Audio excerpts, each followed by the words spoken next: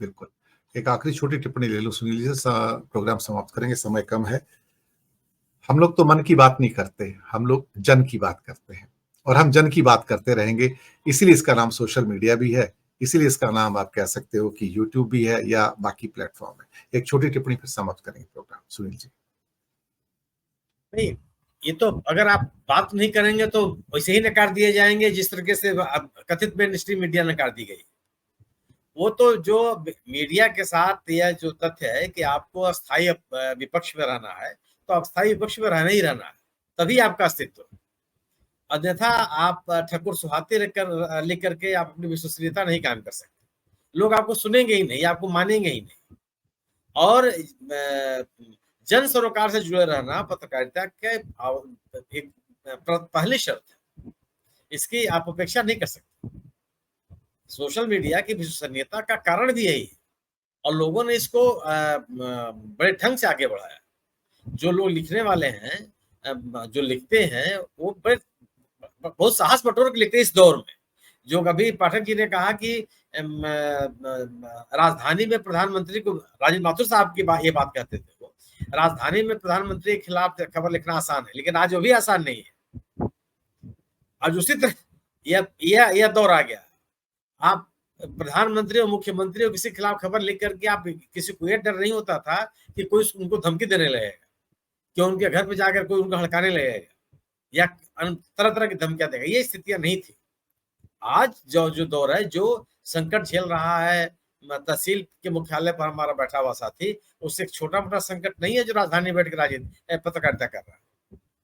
लेकिन लोगों ने इन तमाम संकटों का, इन तमाम दुश्चिंताओं से अपने आप को से संघर्ष किया, लिखा, बात कही, लोगों तक पहुंचाई, इस तंत्र के जाल को तोड़ने की किस तरह की भ्रांतियां लोगों के मन में है, किस तरह के लोग बात करते हैं, आप सुन करके चौंक जाएंगे।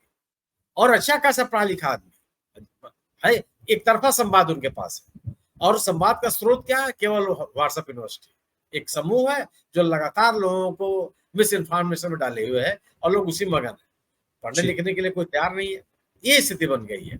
और वो जो हम बाद में कर रहे थे, मैं गाडरवारा से कंफ्यूज किया गंज डुंडवारा को। गाडरवारा नरसिंहपुर में है और गंज डुंडवारा हाथरस में, हमारे प्रदेश में। तो मैं गाडरवारा से कंफ्यूज कर रहा था, क्योंकि मैं गाडरवारा गया था और मध्य प्रदेश के विधानसभा के इलेक्शन में ही मैं गया था। मुझे याद नहीं आ रहा है कि सोनिया जी का था, कि मनमोहन सिंह जी का था, अटल जी का, किसी की सभा थी और इलेक्शन चल रहा था उसमें मध्य प्रदेश का। तब मैं उसी कवरेज के लिए गया, तो मैं गाडरवारा प्रॉपर में गया था, वहीं सभा ही हुई थी। तो वह मैं कंफ्यूज करके गाडरवारा से और गंज डुंडवारा के। जी, कोई बात नहीं। हाँ, तो स्थिति यही है। देखिए, हम और आज भी जो विश्वसनीयता सोशल मीडिया ने कायम की है, इसको बनाए रखने के लिए उतना ही अभी संघर्ष हमेशा जारी रखना है, जिसके लिए आज आप लोग हम लोग जाने जा रहे हैं। हम अगर इससे लोग इतर, आज अभी आपने कहा कि आप उड़ीसा पे खबर लेकर के या कंट्रीब्यूशन, अन्यथा तो अब आप लिखिए रोज बैठ करके कि फला फिल्म रिलीज हो गई, उसमें इसने अभिनय किया, उसने वो किया, उसमें कहानी है, उसमें वो कहानी, ये भी लिख सकते हैं आप। वो भी देखा जाएगा, पढ़ा जाएगा, सुना जाएगा। क्योंकि आज वो भी लिखने वाला कोई नहीं है।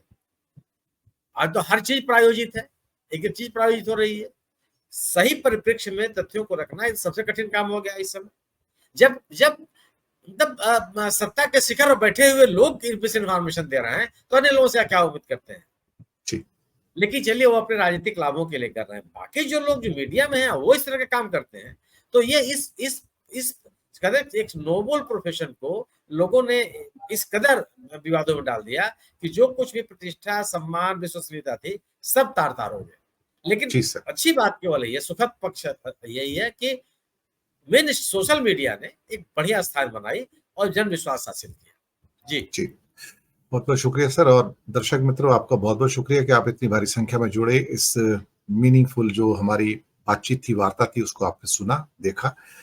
मैं आपका धन्यवाद करता हूं। और सुनील जी, अमिताभ जी, अभी राकेश जी गए, आप सबका बहुत बहुत शुक्रिया कि आपने आज के इस टॉपिक को सार्थकता प्रदान की, और कहीं ना कहीं न्यूज टाइम इस किस्म के जो मुद्दे हैं आपके सामने लगातार लेकर आता रहा है और आगे भी लेकर आता रहेगा। बहुत बहुत धन्यवाद।